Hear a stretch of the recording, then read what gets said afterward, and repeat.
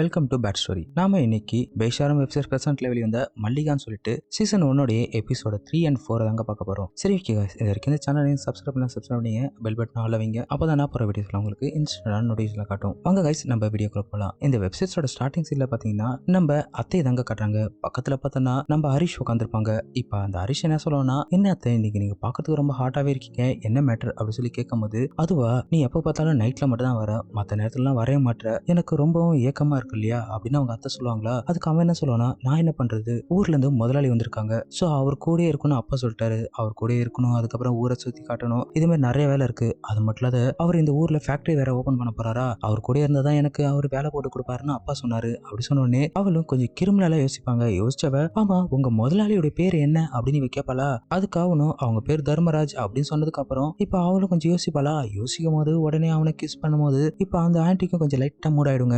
இந்த சீன் எல்லாமே கொஞ்சம் ஓப்பனாவே இருக்கும். ஏன்னா அவங்க அப்பாவோட தங்கச்சியை வச்சு அவங்க பண்ற சீன்ஸ் எல்லாமே செம ஹாட்டாவே எடுத்திருப்பாங்க. இப்படியே கிட்டத்தட்ட ஒரு 15 நிமிஷமா மேட்டர் பண்ணி முடிச்சதுக்கு அப்புறம் இந்த சீன் அப்படியே கட் பண்ணிட்டு இப்ப அடுத்த சீன் தாங்க காட்டுறாங்க.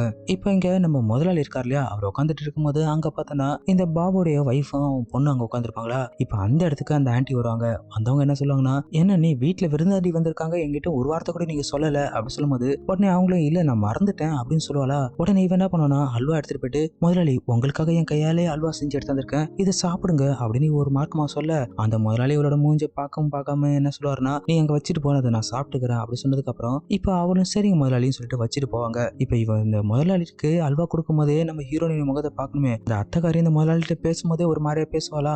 அதை பார்த்து நம்ம ஹீரோனிக்கு லைட்டா வயிறு ஏற மாதிரி தான் இருக்கும். இப்ப இங்க கொஞ்ச நேரத்துல இந்த ஹீரோனோட அவங்க அப்பா வருவாருங்க. அவரை பார்த்த உடனே முதலாளி என்ன சொல்றாருன்னா, பாலு கொஞ்சம் உட்காருங்க, உங்ககிட்ட பேசணும் அப்படி சொல்லிட்டு, நான் என்ன யோசிக்கிறேன்னா, என்னோட கம்பெனில கணக்கு வழக்கு பாக்குறதுக்கு வேலைக்கு ஆள் தேவை, அதனால உன்னோட பொண்ணு என் கம்பெனிக்கு வேலைக்கு அனுப்புறியா அப்படி சொல்லி கேட்ட உடனே இதை கேட்ட அவங்க அப்பாவும், முதலாளி திரிஷா அப்படி இந்த வேலை செய்வா அப்படி சொன்ன உடனே, ஏன் திரிஷா படிக்கலையா அப்படி சொல்லி கேட்கும்போது, இல்ல படிச்சிருக்கா, ஆனா இருந்தாலும் அவன் வேற ஒரு இடத்துல வேலை பாக்குறா, நீங்க ஒண்ணு பண்ணுங்க, என்னோட பையன் சும்மா தான் இருக்கான், ஹரிஷ்க்கு வேணா அந்த வேலை கொடுங்க அப்படி சொல்லும்போது இதை கேட்ட அந்த முதலாளி, இங்க பாரு திரிஷா அந்த வேலை செய்யற மாதிரி இருந்தா நான் அவளுக்கு 35,000 ரூபாய் சம்பளம் தரேன் அப்படி சொன்ன உடனே இதை கேட்டா அவரும் லைட்டா யோசிப்பாரு. அப்புறம் நம்ம ஹீரோனி அம்மாவும் லைட்டா யோசிப்பாங்க. யோசிச்சிட்டே இருக்கும் போது இப்ப இந்த முதலாளி இவங்க யோசிக்கிறத பார்த்துட்டு என்ன சொல்லுவாருன்னா, ரொம்ப யோசிக்காத, நான் வேணா மாசத்துக்கு 50,000 ரூபாய் தரேன் அப்படின்னு சொல்லிடுவாரு. இதை கேட்ட நம்ம ஹீரோனுடைய முகத்துல லைட்டா சந்தோஷமா தான் இருக்கும். அப்படியே இந்த சீனை கட் பண்ணிட்டு இப்ப அடுத்த சீன் பார்த்தோன்னா, நம்ம ஹீரோனுடைய அவங்க அப்பா அம்மா, இங்க பாரு நீ பண்றதெல்லாம் தப்பு, உங்க அண்ணன் இருக்கும் போது உனக்கு வேலை கொடுத்தாங்கன்னா எப்படி, நீ அந்த வேலைக்கு போகாத, அவன் போகட்டும் அப்படி சொல்லும்போது, இதுல ஏன் தப்பு என்ன இருக்கு, நான் சொல்றது கேளுங்க, நான் இப்ப செய்யற வேலை வெறும் 8,000 ரூபாய் தான் தராங்க எனக்கு ஸ்கூல்ல, அவர்கிட்ட வேலை செஞ்சேன்னா எனக்கு 50,000 ரூபாய் கிடைக்கும் அப்படி சொல்லும்போது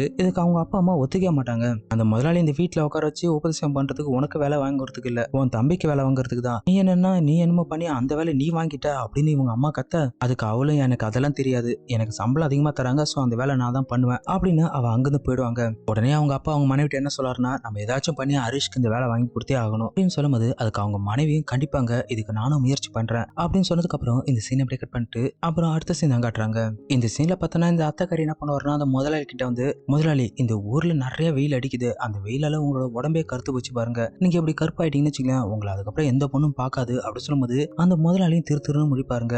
இப்ப இவ என்ன சொல்லணும்னா, இங்க பாருங்க அது மட்டும் இல்லாத இன்னைக்கு வெயில் ரொம்ப அதிகமா இருக்குமா, இன்னைக்கு அடிக்கிற வெயில மட்டும் நீங்க வெளியே வந்தீங்க சுத்தமா கருத்துருவீங்க, அதுக்கப்புறம் நீங்க வெள்ளையாக மாட்டீங்க அப்படி சொன்ன உடனே இப்ப அவர் பயப்படுவாரா. உடனே இவ என்ன சொல்லுவாருன்னா, உங்களை வெள்ளையாக்குறதுக்கு என்கிட்ட ஒரு ஐடியா இருக்கு அப்படி சொல்லும்போது, உண்மையாவா என்ன ஐடியா அப்படி சொல்லி கேட்கும் போது, என்கிட்ட சில கிரீம் எல்லாம் இருக்கு, அதாவது கையாலே செஞ்சது, அது மட்டும் நான் உடம்பு ஃபுல்லா அப்ளை பண்ண வச்சுக்கேன், நீங்க அப்படியே வெள்ளையாயிடுவீங்க அப்படி சொல்லும்போது, உண்மையா சொல்றேன், ஆமா முதலாளி நீங்க மட்டும் என் கூட இப்ப வந்தீங்கன்னு வச்சுங்களேன், என் கையாலே செஞ்சு அதை உங்களுக்கு அப்ளை பண்ணி விடுறேன் அப்படி சொன்ன உடனே, கண்டிப்பா நான் வரேன் வா போலாம் அப்படி சொல்லிட்டு இப்ப இவங்க 2 பேரும் இங்க கிளம்புவாங்க. இவங்க போன உடனே இந்த சீனை அப்படியே கட் பண்ணிட்டு இப்ப அடுத்த சீன் பார்த்தோன்னா, அந்த முதலாளி போட்டிருந்தது எல்லாமே உருவிட்டு அவரை குப்பரை படுக்க வச்சு இப்ப என்ன பண்ணுவானா, அவருடைய மேல உட்காந்துட்டு அந்த சந்தனத்தை ஃபுல்லா அப்ளை பண்ணுவாங்க. இப்படியே அப்ளை பண்ண அந்த முதலாளிக்கு ஒரு கட்டத்துல செமையாயிடுமா. அப்புறம் என்ன, இவ்வளவு கீழே படுக்க வச்சு அந்த முதலாளி கிரீம் பூச ஆரம்பிச்சிருவாருங்க. இந்த சீன்ஸ் எல்லாம் சொல்லவே தேவைங்க, அந்த அளவுக்கு செம வேற லெவல் எடுத்திருப்பாங்க. கிட்டத்தட்ட இந்த சீன்ஸ் ஒரு 15 நிமிஷத்துக்கு மேல வெறியாவே இருக்குங்க. இந்த முதலாளி இந்த அத்தைக்கறி வச்சு பண்ற சீன்ஸ் செம்மாட்டாவே இருக்கும். இப்படி இவங்க 2 பேரும் மேட்டர் பண்ணி முடிக்கும் போது இதனோட 3வது எபிசோடு முடிச்சிருப்பாங்க. வாங்க நம்ம கண்டினியூஸா இதனோட 4th எபிசோடும் பாத்திரலாம். இந்த 5th எபிசோட் ஸ்டார்டிங் சீன்ல பார்த்தோன்னா, இந்த முதலாளியும் நம்ம த்ரிஷா வந்தாங்க காட்டுறாங்க. இவங்க 2 பேரும் பெட்ரூம்ல உட்காந்துட்டு இப்ப இந்த முதலாளி என்ன பண்ணுவாருன்னா, அவருடைய கணக்கு வழக்கெல்லாம் சொல்லிட்டு இருப்பாருங்க. த்ரிஷாவை என்ன பண்ணுனா, அவர் சொல்ற கணக்கு எல்லாமே நோட்ல எழுதிட்டே இருப்பாங்களா. இப்படியே எழுதிட்டே இருக்கும் போது அவருடைய மேல அப்படியே தெரியும் பாருங்க. அதை பார்த்தவருக்கு செம்ம டெம்ட் ஆயிடுங்க. டெம்ட் ஆனவர் என்ன பண்ணுவார்னா, சரி ஓகே இவ தனியா தான் இருக்கா, நம்ம எப்படியாச்சும் அப்ரோச் பண்ணி ஆகணும் அப்படின்னு சொல்லிட்டு இப்ப பொறுமையா அந்த கையை எடுத்துட்டு அப்படியே மேல வைக்கலான்னு போகும்போது இப்ப இதே டைமுக்கு திரிஷாவுடைய அவங்க அம்மா கூப்பிட ஆரம்பிப்பாங்க. திரிஷா எங்க இருக்க, கொஞ்சம் இங்க வா, கொஞ்சம் வேலை இருக்கு அப்படின்னு சொல்லும் போது உடனே இவளும் இதோ வந்துட்டமா அப்படின்னு சொல்லிட்டு அவ அங்கிருந்து போகும்போது நம்ம முதலாளியும் டென்ஷன் ஆயிடுவாரு. சே, நல்ல வாழ்ப்பு மிஸ் பண்ணிட்டோம், இப்ப இவ வேற நம்மளுக்கு சூடு ஏத்தி விட்டு போயிட்டா, நம்ம என்ன பண்றதுன்னே தெரியல, இதுக்கு நம்ம ஏதாச்சும் ஒண்ணு பண்ணி ஆகணும் அப்படி சொல்லி அவர் யோசிக்கும் போது யோசிச்சவர் என்ன பண்ணுவாருன்னா வேக வேகமா அந்த ரூம் விட்டு வெளியே வருவாருங்க. இவர் வெளியே வந்தவர் அப்படியே ஹால்ல ஒரு நிமிஷம் இருக்கும் போது கிச்சன்ல இருந்து பார்த்தோன்னா நம்ம திரிஷாவோட அவங்க அம்மா அங்க நிப்பாங்க. நின்னவங்க நம்ம முதலாளி போறத பாப்பாங்களா, எங்க இவர் இந்த நேரத்துல வேக வேகமா போறாரு அப்படின்னு சொல்லிட்டு அவர் போகும்போது இவளும் பின்னாடியே போவாங்க.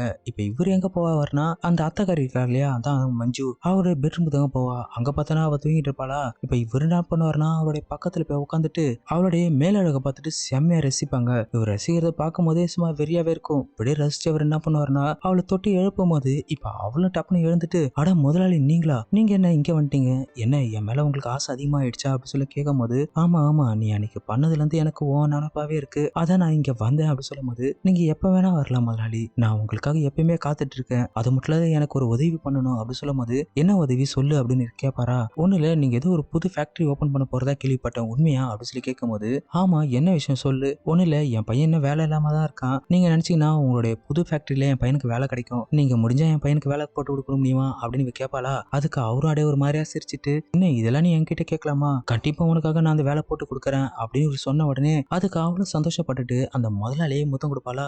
உடனே ஒரு சும்மா இல்லைங்க, அந்த முதலாளியும் இருக்கிற வெறியில அவ கூட சேர்ந்து மேட்டர் பண்ணும்போது இப்ப இந்த சீனை வெளியில இருந்துட்டு நம்ம திரிஷாவுடைய அவங்க அம்மா இருக்காங்க இல்லையா, அவ பாத்துருவாங்க. பார்த்தவளுக்கு மூஞ்சியெல்லாம் வெறுத்துரும். சே, என்ன இது இந்த மஞ்சு இவ்வளவு கேவலமா இருக்கா, அவனுடைய பையனுக்கு வேலைக்காக இந்த முதலாளி கூட மேட்டர் பண்றா அப்படின்னு சொல்லிட்டு யோசிக்கும் போது இப்ப இவன் யோசிப்பானா, உன் பையனுக்காக நீ இப்படி இறங்கி பண்ணும்போது என் பையனுக்காக நான் என்னென்ன பண்ணலாம், நான் என்ன வேணா பண்ணியாச்சு என் பையனுக்கு அந்த வேலையை நான் வாங்கி கொடுப்பேன், கண்டிப்பா இதுக்கு நான் ஒரு முடிவு கட்டுவேன் அப்படி சொல்லிட்டு அவளை அங்கிருந்து போயிடுவாங்க. போனதுக்கு அப்புறம் இப்ப உள்ளதாங்க கட்டுறாங்க. இந்த முதலாளி என்ன பண்ணுவார்னா அந்த மஞ்சு வச்சு பண்ற சீன்ஸ் எல்லாமே இருக்கே உண்மையுமே வேற லெவல்ல இருக்குங்க. இங்க இருக்கிற எல்லா பொசிஷன்லயும் அந்த மஞ்சு வச்சு பண்ற சீன்ஸ் எல்லாமே சும்மா வேற லெவல்ல எடுத்துருப்பாங்க. கிட்டத்தட்ட இந்த சீன்ஸ் ஒரு 20 நிமிஷத்துக்கு மேல இருக்குங்க, அந்த அளவுக்கு ஹாட்டாவே இருக்கும். இப்படி இவங்க ரெண்டு பேரும் வெறியா மேட்டர் பண்ணி முடிக்கும் போது இதனோட 4th எபிசோட் முடிச்சிருப்பாங்க. இதுக்கப்புறம் இதனோட அடுத்த எபிசோட வந்துச்சுன்னா அது நம்ம சேனல்ல பார்த்துடலாங்க. இன்னும் இதோட எபிசோட வரல, சோ வந்துச்சுன்னா அதை நான் கண்டிப்பா போடுறேன். உங்களுக்கு இந்த வீடியோ பார்க்கணும் ஆசைப்பட்டீங்கன்னா 18 வயசுக்கு மேல இருந்தீங்கன்னா இந்த வீடியோ கீழே நம்ம டெலகிராம் சேனலோட நேம் தரேன், அதை அப்படியே காப்பி பண்ணி டெலகிராம்ல பேஸ்ட் பண்ணீங்கன்னா நம்ம சேனல் காட்டுங்க.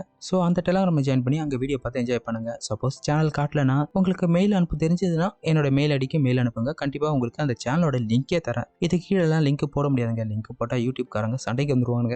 ஸோ அதனால லிங்க் போடல. உங்களுக்கு வீடியோ பார்க்கணும் ஆசைப்பட்டீங்கன்னா ஒரு மெயில் மட்டும் பண்ணுங்க, என்னோட மெயில் ஐடி நம்ம சேனல்ல இருக்கும். சரி ஓகே கைஸ், இதோட வருவது நான் உங்கள் மிஸ்டர் பிஜே. Thank you guys.